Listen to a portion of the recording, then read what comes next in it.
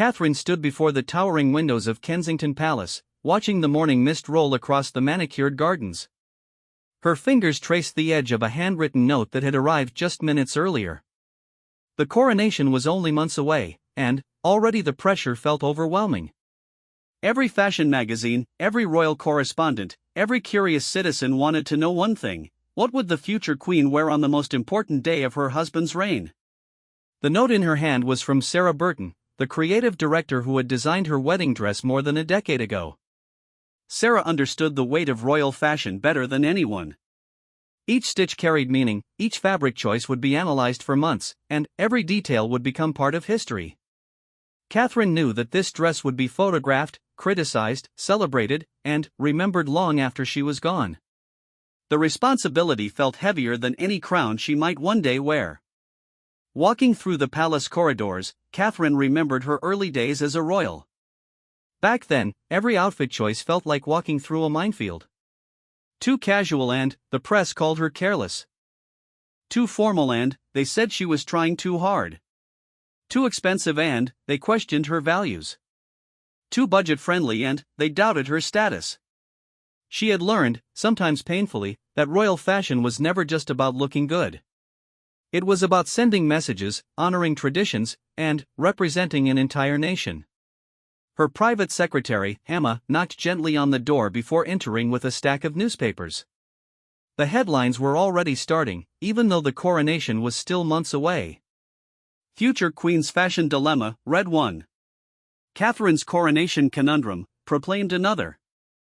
The speculation had begun, and Catherine knew it would only intensify as the date approached. Catherine sat at her writing desk, the same one that had belonged to Princess Diana years ago.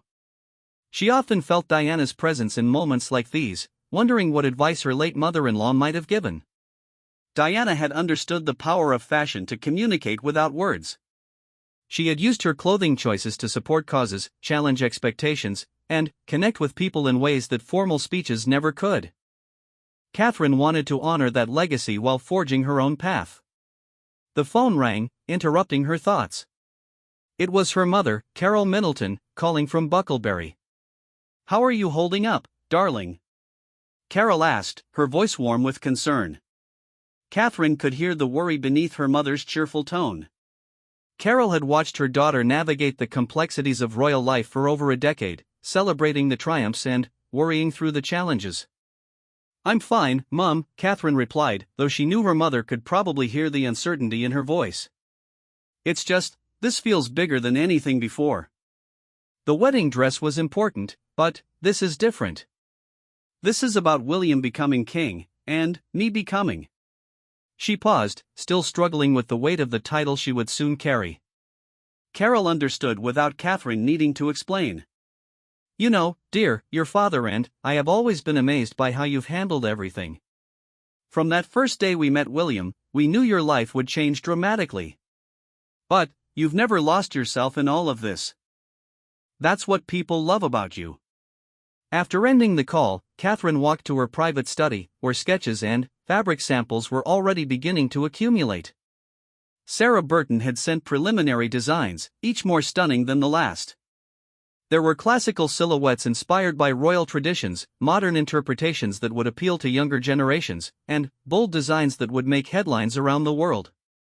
Each option represented a different vision of what the future monarchy might look like. Catherine picked up one sketch, a dress that combined traditional British craftsmanship with contemporary elegance. The design featured intricate embroidery that would tell the story of the four nations of the United Kingdom, with subtle references to the Commonwealth realms. It was beautiful, meaningful, and exactly the kind of thoughtful choice that royal watchers had come to expect from her. But something about it felt too predictable, too safe. Her phone buzzed with a text message from her sister-in-law, Meghan, who was calling from California. Despite the distance and the complications that had arisen over the years, Meghan understood the unique pressures of royal fashion better than most. "Thinking of you," the message read. "Remember, whatever you choose will be perfect because it's your choice. Don't let them make you into someone you're not." The advice resonated deeply with Catherine. Throughout her years as a royal, she had sometimes felt pulled in different directions by different expectations. The institution wanted tradition and dignity. The public wanted relatability and modernity. The media wanted drama and novelty. Finding the balance had become an art form, but it was also exhausting. Catherine decided to take a walk through Hyde Park, something she rarely did anymore without extensive security arrangements. But today, she needed to feel normal, to remember who she was beneath all the titles and expectations. Wrapped in a simple coat and wearing dark sunglasses, she managed to blend in with the autumn crowds. As she walked, she overheard snippets of conversation. A group of tourists was debating what the coronation might be like. "I hope she wears something traditional," said one woman. "The monarchy needs to honor its history." Another disagreed, "She should wear something modern. Show that the royal family is moving with the times."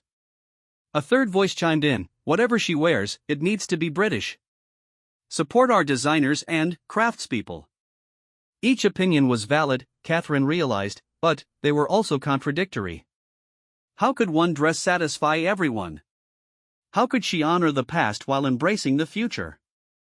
How could she be both traditional and modern, both accessible and dignified, both personal and institutional? Returning to the palace, Catherine found William in his study, surrounded by his own coronation preparations.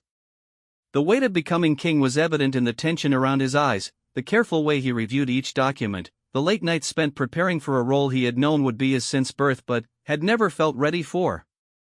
"How did your dress meeting go?" he asked, looking up from a stack of ceremonial protocols. "It didn't happen yet," Catherine admitted. "I'm still trying to figure out what this dress needs to represent." "It's not just about me, is it? It's about us, about the monarchy, about the country." William set down his papers and moved to sit beside her. They had been through so much together, the early years of dating under intense media scrutiny, their fairy tale wedding, the challenges of raising 3 children in the public eye, the loss of his grandmother Queen Elizabeth, and now this transition to become the primary representatives of the crown. "Do you remember our engagement interview?" William asked. "When they asked you about joining the royal family, you said you weren't daunted because you had time to prepare. But I think you were more ready than you knew even then." Catherine smiled, remembering that naive young woman who had thought she understood what royal life would entail. She had learned that no amount of preparation could fully ready someone for the reality of constant public scrutiny, the weight of representing centuries of history, and the challenge of remaining authentic while fulfilling an institutional role. "This dress feels like the final test," she confessed. "Like everything I've learned about being royal will be judged by this one choice." William took her hand. "You know what I think? I think you should choose something that makes you feel like yourself. Because the Catherine I fell in love with, the Catherine our children adore, the Catherine the public has come to respect, that's who should be standing beside me at the coronation. Not some version of you designed to meet everyone else's expectations." That evening, Catherine sat in her private sitting room, surrounded by the sketches and fabric samples. She had dismissed her staff for the day, wanting space to think without feeling watched or judged. The fire crackled in the fireplace, casting dancing shadows across the walls lined with family photographs, pictures of her and William's wedding day, holidays with their children, official portraits, and candid moments that captured the real people behind the public roles. She picked up her phone and called Sarah Burton. "Sarah, I want to start over," she said. "Not with the technical aspects, your designs are beautiful. But I want to approach this differently. Instead of thinking about what others expect, I want to think about what this dress needs to say. About William's reign, about the kind of queen I want to be, about the future we're building together." Sarah's voice was warm with understanding. "Tell me what you're thinking, Catherine. What story do you want this dress to tell?" Catherine looked out at the London skyline, lights twinkling in the darkness. Somewhere out there were millions of people who would watch the coronation, who would form opinions about the monarchy based partly on what she wore that day. But there were also children who would see her and dream about their own possibilities, young women who would look for role models, and families who would gather around their televisions to witness history. "I want the dress to say that we understand the weight of tradition, but we're not imprisoned by it," Catherine said slowly, the words forming as she spoke them. "I want it to show that we respect the past while embracing the future. I want it to be beautiful, but also meaningful. And I want it to be something that feels true to who I am, not who others think I should be. Now we're getting somewhere, Sarah replied. Let's start designing a dress that tells Catherine's story, not just the story others want to hear. As Catherine ended the call, she felt a shift in her thinking. This wasn't about creating a dress to satisfy critics or meet expectations. This was about using fashion as a form of communication, just as Diana had done, just as Queen Elizabeth had done in her own way. The dress would be her opportunity to tell the world who she was as she stepped into her new role, what she valued, and what kind of queen she intended to become. She opened her laptop and began typing notes about what mattered to her most. Family, service, authenticity, British craftsmanship, environmental responsibility, mental health awareness, children's welfare, the Commonwealth, tradition balanced with progress. As the list grew, she began to see how each element might be incorporated into the design, not obviously or heavy-handedly, but subtly and meaningfully. The secrecy around the dress wouldn't just be about creating anticipation or avoiding criticism. It would be about protecting her creative process, ensuring that the final design truly reflected her vision rather than being influenced by outside pressures and premature judgments. For the first time since the coronation planning began, Catherine felt excited rather than anxious about her dress. She pulled out a fresh notebook and began sketching her own ideas, rough drawings that captured feelings more than technical details. A silhouette that felt both regal and approachable. Fabrics that honored British textile traditions while incorporating sustainable practices. Embroidery that told personal stories alongside historical references. Colors that would photograph beautifully but also hold symbolic meaning. As the clock struck midnight, Catherine realized she had been working for hours without feeling the usual stress that accompanied coronation preparations. This felt different because it felt authentic. She was no longer trying to design a dress for the Princess of Wales or the future Queen Consort. She was designing a dress for Catherine, the woman who loved her family fiercely, who believed in using her platform for good, who had grown from an uncertain young woman into someone confident in her own values and vision. Tomorrow would bring new challenges, more meetings, and continued speculation from the media. But tonight, Catherine felt a sense of clarity and purpose that had been missing for weeks. The dress would be spectacular, not because it met everyone else's expectations, but because it would be genuinely hers. And, in keeping it secret until the coronation day, she would protect not just the surprise, but the integrity of her creative vision and the authenticity of her choice. The journey to create the perfect coronation dress had begun, not with pressure and anxiety, but with excitement and determination. Catherine closed her notebook, confident that she was finally on the right path. 3 weeks had passed since Catherine's late-night revelation about her coronation dress, and the secret project was already taking on a life of its own. Sarah Burton had assembled a small, carefully selected team of artisans, each sworn to absolute confidentiality.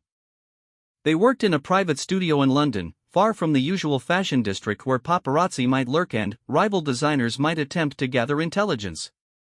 Catherine arrived at the studio on a crisp November morning, traveling in an unmarked car and entering through a back entrance. The space felt magical, bolts of silk and lace arranged like a rainbow along one wall, sketches pinned to boards, and the gentle hum of sewing machines operated by some of Britain's most skilled craftspeople. The secrecy added an element of excitement that Catherine hadn't expected. For once, she was working on something that was entirely hers, free from the usual committee of advisors and protocol experts. "Good morning, Your Royal Highness," Sarah greeted her, but Catherine raised her hand with a smile. "Please, just Catherine in here. This space needs to feel separate from all of that." It was important to her that the studio remain a sanctuary where creativity could flourish without the weight of royal protocol. The first fitting had been scheduled for today, and Catherine felt both nervous and excited. The preliminary designs had evolved significantly based on their conversations. What emerged was something unique, a dress that honored royal traditions while incorporating personal touches that told Catherine's own story. The base design featured a classic silhouette that would photograph beautifully from every angle, but the details would set it apart from anything seen before. As Catherine slipped into the muslin prototype, she was struck by how different this felt from her wedding dress fittings. Then, she had been young and overwhelmed, grateful to trust Sarah's expertise completely. Now, she came to the process as a partner, someone who understood her own style and the message she wanted to convey. The years of royal engagements had taught her how fabric moved in photographs, which necklines were most flattering on camera, and how to balance personal taste with public expectations. "The proportions are beautiful," Sarah observed, adjusting the drape of the skirt. "But tell me how it feels to move in it." "You'll be walking, sitting, standing, even kneeling during the ceremony." Catherine moved through the motions of the coronation as she understood them: the long walk down the aisle, the moments of sitting and standing during different parts of the service, the careful navigation of steps while wearing a heavy crown. The dress needed to be not just beautiful, but practical. Unlike a wedding, where she would primarily stand and walk, the coronation involved complex choreography that the dress had to accommodate. "I love how it feels," Catherine said, turning to view herself from different angles. "It's substantial enough to feel ceremonial, but I don't feel overwhelmed by it. It feels like me, but elevated." The embroidery design was perhaps the most complex aspect of the project. Catherine had requested that it tell a story, not just of royal history, but of her personal journey and her vision for the future monarchy. Working with a team of historical experts and symbolism specialists, they had developed a design that incorporated elements from all four nations of the United Kingdom, subtle references to the Commonwealth realms, and personal touches that only those closest to Catherine would recognize. "Look at this section," Sarah said, pointing to delicate embroidery along the neckline. "We've incorporated the wild rose of England, the thistle of Scotland, the daffodil of Wales, and the shamrock of Northern Ireland, but, instead of the traditional separate representations, we've woven them together in a flowing pattern that suggests unity and harmony." Catherine traced the design with her finger, marveling at the skill required to make such complex symbolism appear effortless and beautiful. "And here," she asked, pointing to another section. "Those are oak leaves," Sarah explained, "representing strength, endurance, and nobility. But if you look closely, you'll see they're arranged in a pattern that mirrors the view from your bedroom window at Anmer Hall, a private reference that connects your public role to your personal life." The level of thought and care going into every detail amazed Catherine. This wasn't just a dress, it was a work of art that would serve as a historical document, capturing a moment in time and the woman who wore it. The secrecy surrounding the project meant that every decision could be made based on its merits rather than its potential for public reaction, allowing for a level of authenticity that was rare in royal fashion. As the fitting continued, Catherine's phone buzzed with messages from her children. George, now older and more aware of his future role, had been asking questions about the coronation. Charlotte was excited about the ceremony but more interested in the party afterward. Louis, still young, was mostly concerned about whether there would be cake. Their innocence and excitement reminded Catherine why all of this mattered. She wasn't just choosing a dress for herself, but creating memories that her children would carry forever. "Mummy, when will we see your special dress?" Charlotte had asked the night before.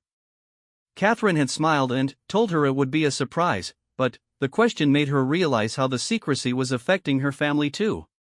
They were all part of this moment, all stepping into new roles and responsibilities.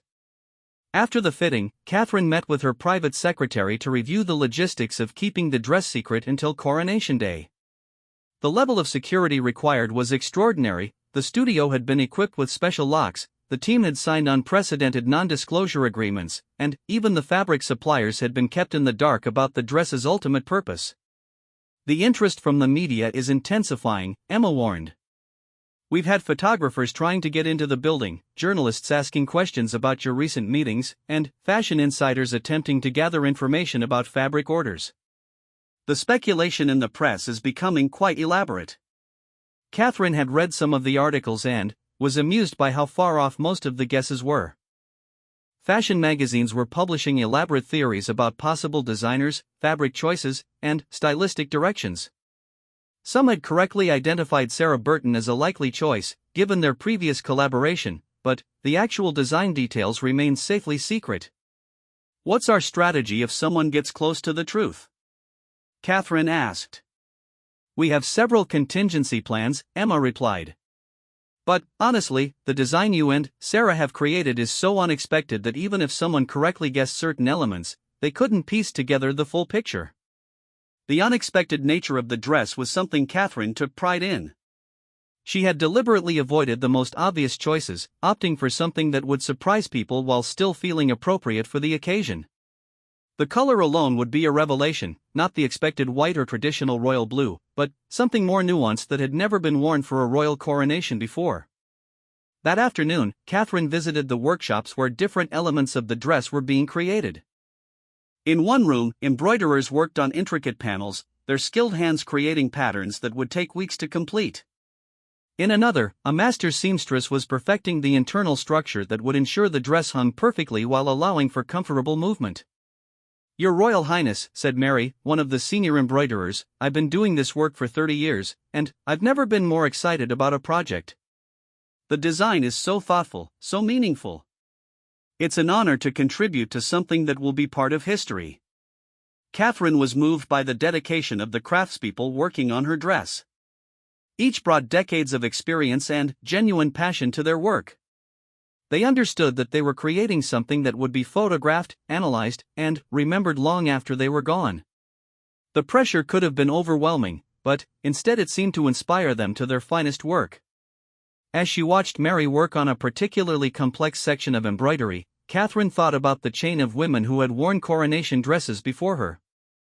Queen Elizabeth's 1953 gown had been a masterpiece of symbolism and craftsmanship, incorporating emblems from across the Commonwealth and requiring months of work by skilled artisans. The dress had set a standard for royal coronation attire that had never been challenged because no other woman had been crowned queen consort since then. "I keep thinking about the weight of following in Queen Elizabeth's footsteps," Catherine confided to Sarah as they reviewed progress photos. Her coronation dress was so iconic. How do you honor that legacy while creating something new? Sarah paused her work and looked at Catherine thoughtfully. "You know, I think Queen Elizabeth would want you to make choices that reflect your own time and your own vision." Her dress was perfect for 1953, it captured the optimism of post-war Britain and the excitement of a new Elizabethan age. "Your dress needs to capture the spirit of this moment, your husband's reign, and the future you're building together." The comparison was both inspiring and daunting.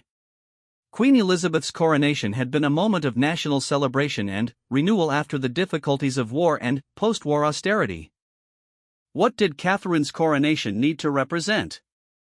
What was the mood of the nation now, and how could a dress capture that? Catherine had been studying historical coronation attire, not just British but from around the world. She was fascinated by how these ceremonial garments managed to be both timeless and of their time, how they could satisfy the need for spectacle while communicating deeper messages about values and aspirations. Her dress needed to work on multiple levels, as a beautiful garment, as a symbol of her new role, and as a communication tool that would reach people far beyond the walls of Westminster Abbey. The phone call that evening was from an unexpected source, Princess Anne, who had watched the preparations for numerous royal events and understood the unique pressures Catherine was facing. "I hear you're keeping everyone in suspense about your coronation dress," Anne said with characteristic directness. "Good for you. The speculation is half the fun, and you're smart to protect your creative process." Catherine was grateful for the support from someone who understood the complexities of royal fashion choices. Anne had always been known for her practical approach to clothing, choosing pieces that worked for her active lifestyle rather than following every fashion trend. But she also understood the power of appearance to communicate messages and the importance of getting these high-profile choices right. "Do you have any advice?" Catherine asked. "You've navigated so many important occasions. Trust your instincts," Anne replied immediately. "You've developed excellent judgment over the years. Don't let committee thinking or focus groups water down your vision. And remember that no matter what you choose, someone will criticize it. So you might as well choose something you love." As November turned to December, the dress was beginning to take its final form. The embroidery was nearly complete, the fit was perfect, and the accessories were being finalized. But, perhaps most importantly, Catherine was feeling increasingly confident about her choice. The secrecy had protected not just the design details but her own creative process, allowing her to make decisions based on intuition and meaning rather than anticipated reactions. She stood in the studio one December evening, wearing the nearly finished dress for what would be one of the final fittings. Outside, London was preparing for Christmas, but, inside the studio, they were preparing for an even more significant celebration. The dress seemed to glow in the soft lighting, the embroidery catching and reflecting light in ways that would be stunning under the lights of Westminster Abbey. "How do you feel?" Sarah asked, making one final adjustment to the sleeve. Catherine looked at herself in the mirror, seeing not just the dress but everything it represented, her journey from young woman to future queen, her commitment to service, her love for her family and country, and her vision for the future of the monarchy. The woman looking back at her was confident, prepared, and authentically herself. "I feel ready," Catherine said, and she meant it completely. Winter had settled over London, and with it came an intensity to the coronation preparations that Catherine could feel throughout the palace. Just 8 weeks remained until the ceremony, and, while most details were falling into place, the secret of her dress had become the subject of increasingly wild speculation.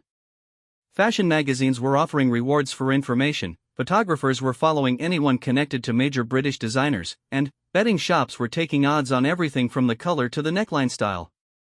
Catherine found the attention both amusing and stressful. She had underestimated how much interest her dress would generate and how difficult it would be to maintain absolute secrecy in an age of social media and instant communication. But the team had held strong, and not a single detail had leaked despite intense pressure and increasingly creative attempts by journalists to uncover the truth. The morning brought unexpected drama when Catherine's phone rang with an urgent call from Sarah Burton. "Catherine, we have a situation," Sarah said, her usually calm voice tight with stress. "Someone attempted to break into the studio last night. Security stopped them, but it's clear that people are getting desperate for information." Catherine felt a chill that had nothing to do with the December weather. The violation of their sacred creative space felt personal and disturbing. Was anything damaged? Is the dress safe? "Everything is secure, but we need to make some changes to our security protocols. We're also going to move the final fittings to a different location, somewhere more private and secure." The break-in attempt made Catherine realize how much the dress had come to symbolize not just her personal style but something larger about royal transparency versus privacy.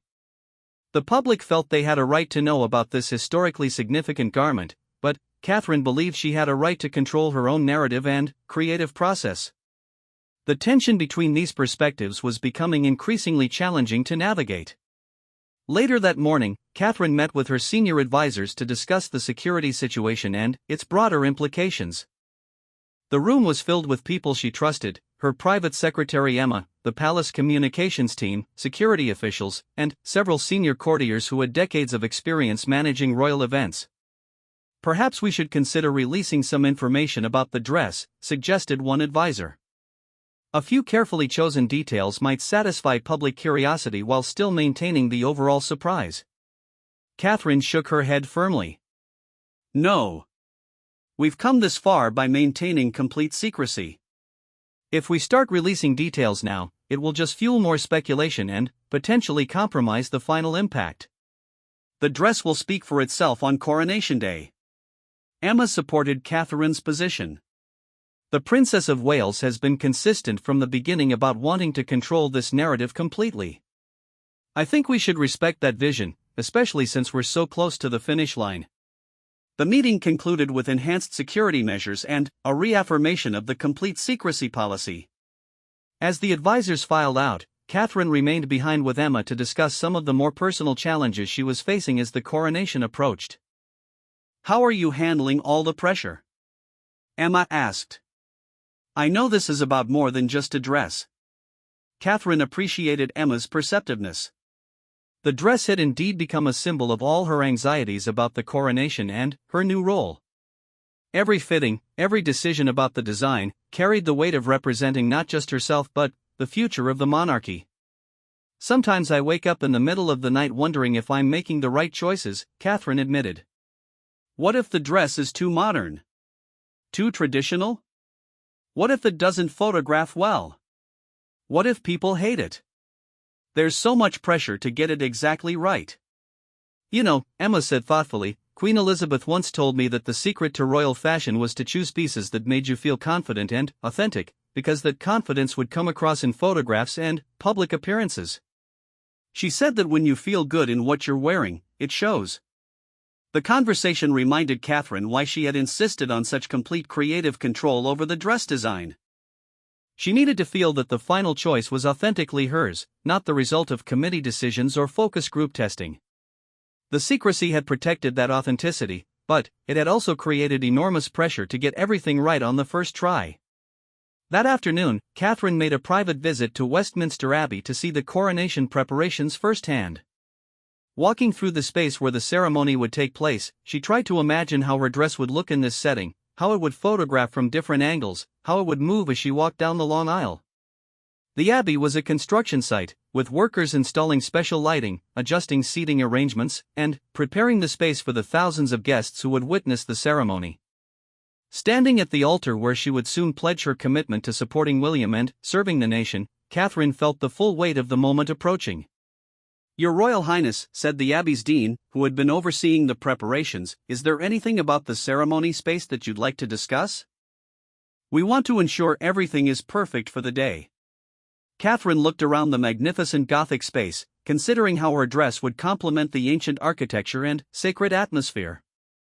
"The lighting is beautiful," she observed. "I think it will work wonderfully with what we have planned." She couldn't say more without revealing details about the dress, but she was satisfied that her design choices would work beautifully in this setting.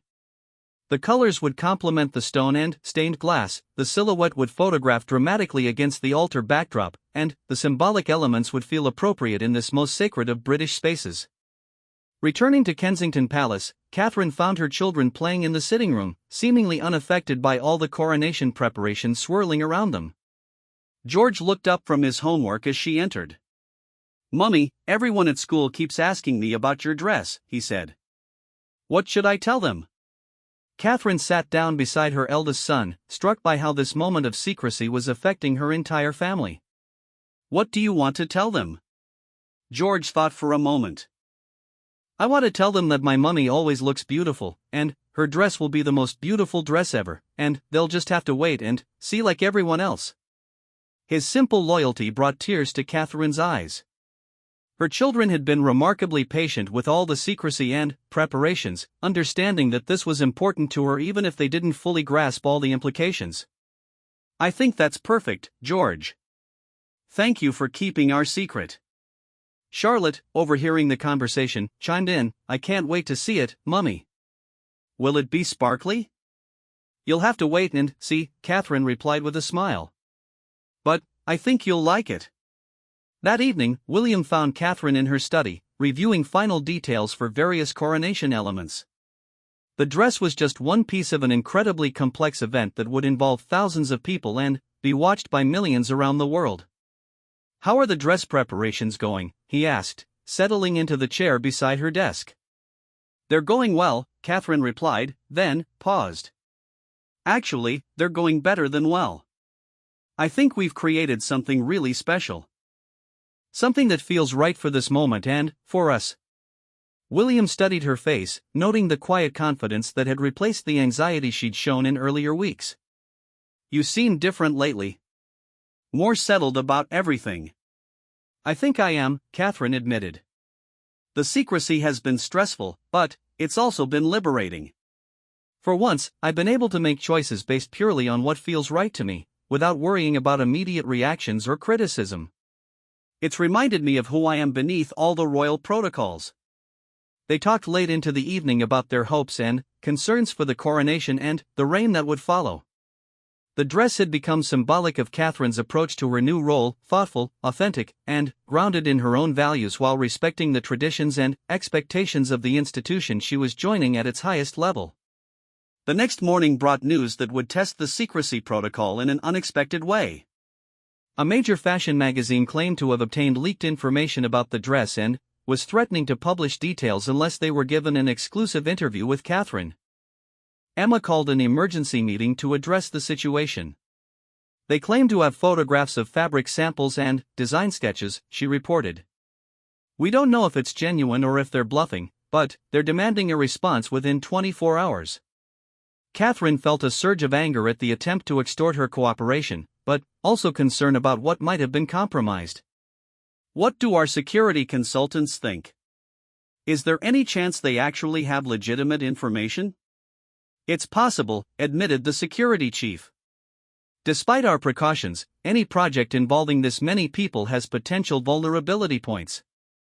But it's also possible they're bluffing, hoping to pressure you into giving them access. The team debated various response options. They could ignore the threat completely, call the magazine's bluff, or provide limited information in exchange for killing the story. Each option carried risks, and the decision ultimately came down to Catherine's judgment about how to protect her vision for the dress and the coronation.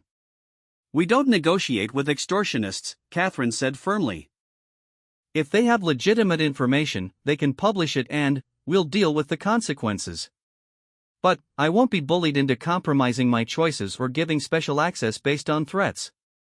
The decision reflected Catherine's growing confidence in her own judgment and her willingness to accept the consequences of her choices. The secrecy had been important to her creative process, but she was prepared to adapt if circumstances required it. 24 hours passed without any publication from the magazine, suggesting that their threat had been empty. But the incident served as a reminder of how intense the interest had become and how carefully they needed to guard against any real security breaches in the final weeks before the coronation. With just a month remaining, Catherine attended what would be her final major fitting. The dress was complete except for some minor adjustments and the addition of final accessories. Standing in the studio wearing the finished gown, she was overwhelmed by the beauty and craftsmanship of what Sarah and her team had created. "It's perfect," she whispered, turning to see herself from every angle. "It's exactly what I hoped for but couldn't quite imagine." The dress succeeded on every level she had hoped for. It was undeniably beautiful, with a timeless elegance that would photograph magnificently. It honored royal traditions while incorporating modern elements that reflected her personal style. The symbolic details told her story and her vision for the future monarchy. And, most importantly, it felt authentically like her, elevated and ceremonial, but genuine and confident. Sarah was equally moved by the final result. "This has been the most meaningful project of my career," she said. "Not just because of the historical significance, but because of the creative partnership we've had. You've been involved in every decision while still trusting us to execute your vision." As Catherine prepared to leave the studio for what might be the last time before Coronation Day, she reflected on the journey that had brought them to this point. The months of secrecy had been challenging but ultimately rewarding. They had protected something precious, not just the surprise of the dress, but the integrity of her creative process and her ownership of this crucial choice. Walking out into the London evening, Catherine felt a sense of completion and anticipation. The dress was ready. She was ready. In just a few weeks, the secret would be revealed, and the world would finally see the result of all their careful planning and passionate work. But, for now, the secret remained safe, and Catherine savored these final moments of anticipation before everything changed forever. The morning of the coronation arrived with unprecedented spring sunshine, as if nature itself was celebrating the historic day. Catherine woke before dawn in her suite at Buckingham Palace, having moved there 2 days earlier to be closer to Westminster Abbey and to finalize last-minute preparations. The palace was already bustling with activity, florists arranging final displays, security personnel conducting final sweeps, and staff members preparing for what would be one of the most watched events in recent history. Catherine sat by her bedroom window, looking out over the mall where thousands of people were already gathering despite the early hour. Some had been camping for days to secure the best viewing spots, and their enthusiasm was both touching and overwhelming. Today, she would finally reveal the secret she had guarded so carefully for months, and the world would see the dress that had consumed so much thought, energy, and emotion. Her mother arrived shortly after 6 in the morning, bringing the calm presence that Catherine had relied on throughout her life. Carol Middleton looked elegant in her own carefully chosen outfit, but her focus was entirely on her daughter and how she was handling the magnitude of the day. "How did you sleep, darling?" Carol asked, though she could see from Catherine's appearance that rest had been elusive. Not much, Catherine admitted. I kept thinking about everything, the ceremony, the dress, what today means for our family and the country. I'm excited and terrified in equal measure. Carol sat beside her daughter, understanding the complex emotions of this moment. Your father and I have been talking about how proud we are of the woman you've become. Not just today, but throughout all these years as a royal. You've never lost yourself in this role, you've found new parts of yourself. The comment resonated deeply with Catherine as she thought about the dress waiting in the adjoining room. More than any other garment she had ever worn, it represented who she had become, confident in her own judgment, respectful of tradition while willing to forge new paths, and committed to authenticity even under intense pressure. Sarah Burton arrived at 7:30 with her core team, ready to help Catherine into the dress that had been the subject of such secrecy and speculation. The fitting room had been transformed into a private sanctuary, with soft lighting, beautiful flowers, and everything needed for the final preparation. Good morning, Catherine, Sarah said warmly. Are you ready for this? Catherine nodded, feeling a surge of excitement mixed with nervousness. I've been ready for months. Let's do this. The process of getting dressed was ceremonial in itself. First came the specially designed undergarments that would ensure the dress hung perfectly and that Catherine could move comfortably through the long ceremony. Then, the dress itself, lifted carefully over Catherine's head and settled into place with the precision that came from months of fittings and adjustments. As the final fastening was secured and Catherine turned to face the mirror, the room fell silent. Even though they had all seen the dress many times before, seeing it in this context, on coronation morning, with Catherine's hair and makeup completed, with the morning light streaming through the windows, made it seem newly magical. Oh my, whispered Carol, seeing the dress for the first time. Catherine, you look absolutely radiant. The dress was everything Catherine had hoped it would be and more. The color, a sophisticated shade that appeared different in various lights, sometimes seeming almost platinum, other times showing hints of champagne, was unlike anything worn by a British royal before. The silhouette was classic but not predictable, elegant but not stuffy, grand but not overwhelming. But it was the details that made the dress truly special. The embroidery was a masterpiece of storytelling, incorporating symbols and motifs that would be analyzed and appreciated for years to come. The oak leaves from Anmerhall were there, subtly worked into a pattern that also included representations of British wildflowers, Commonwealth emblems, and abstract designs that suggested both royal crowns and children's drawings, a nod to Catherine's passion for early childhood development. The sleeves were perhaps the most innovative aspect of the design, featuring intricate lacework that incorporated symbols representing her 3 children, a subtle but meaningful way of keeping her family close during this most formal of occasions. The train was substantial but manageable, designed to photograph beautifully but not impede her movement during the ceremony. The way the light catches the embroidery is perfect, Sarah observed, making tiny adjustments to ensure every detail was perfect. And the color is going to be stunning under the Abbey lights. Catherine felt a profound sense of satisfaction as she looked at herself in the mirror. This was exactly what she had envisioned during those late nights of planning and dreaming. The dress felt like her, elevated for the occasion, but genuinely reflective of her personality, values, and vision. William arrived for a private moment together before they departed for Westminster Abbey. When he saw Catherine in her completed coronation look, his reaction was everything she could have hoped for. Catherine, he said, his voice filled with emotion, you look absolutely magnificent. But, more than that, you look like yourself, like the woman I fell in love with, just ready for the most important day of our lives. They stood together in front of the mirror, soon-to-be king and queen consort, both wearing garments that honored centuries of tradition while expressing their personal vision for the future monarchy. The months of secrecy and preparation had led to this moment of perfect harmony between their individual choices and their shared destiny. Are you ready for everyone to finally see it? William asked, gesturing toward the dress that had been the subject of such speculation. More than ready, Catherine replied.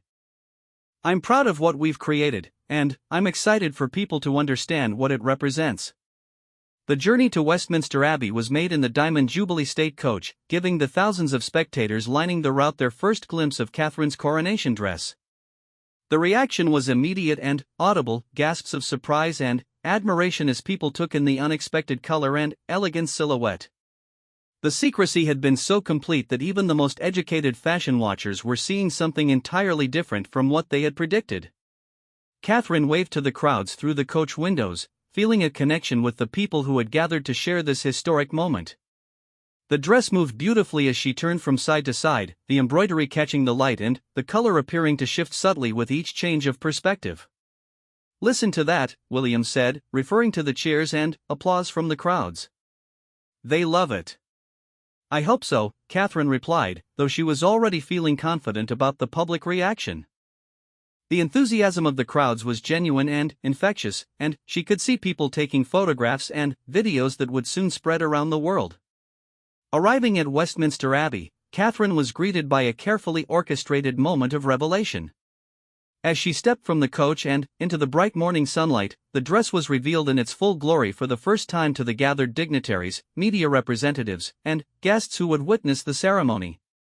The reaction was immediate and powerful.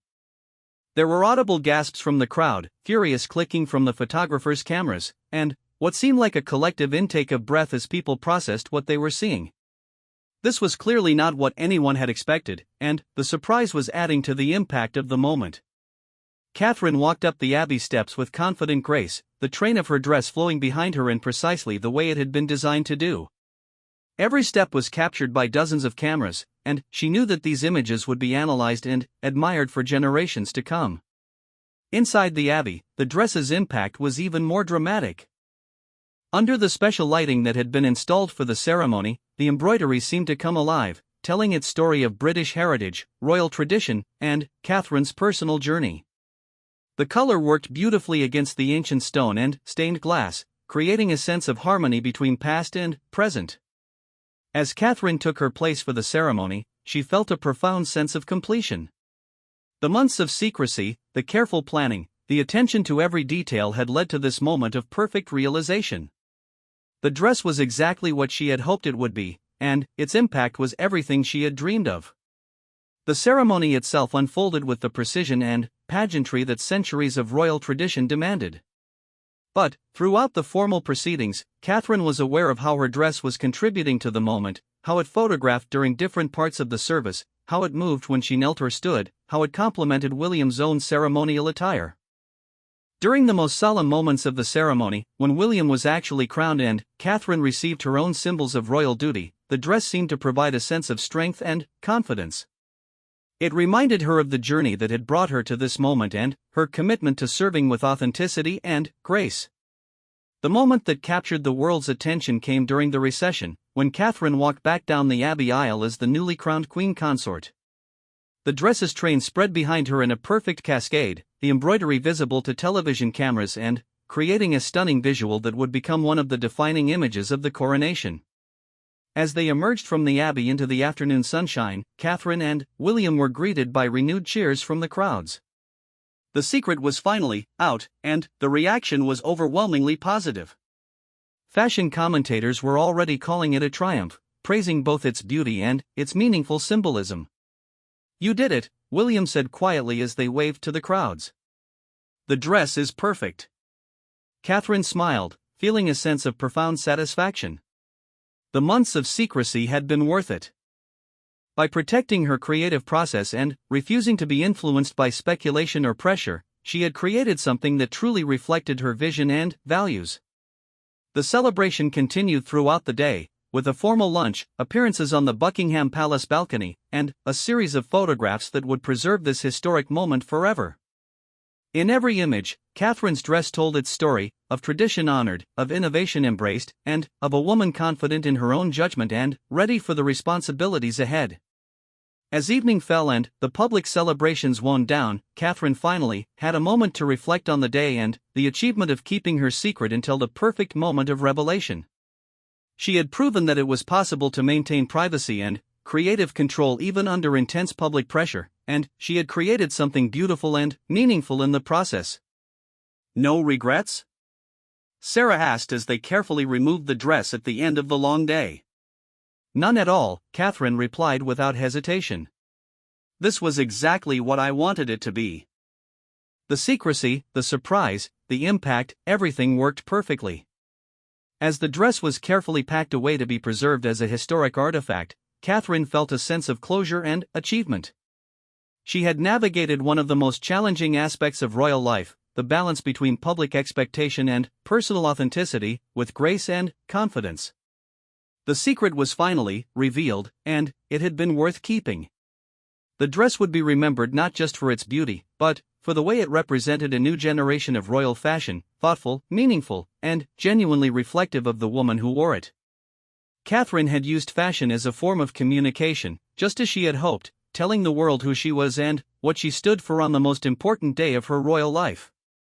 The coronation was over, but the legacy of the dress, and the successful strategy of keeping it secret until the perfect moment, would endure as an example of how to maintain authenticity and create genuine impact in an age of constant scrutiny and speculation.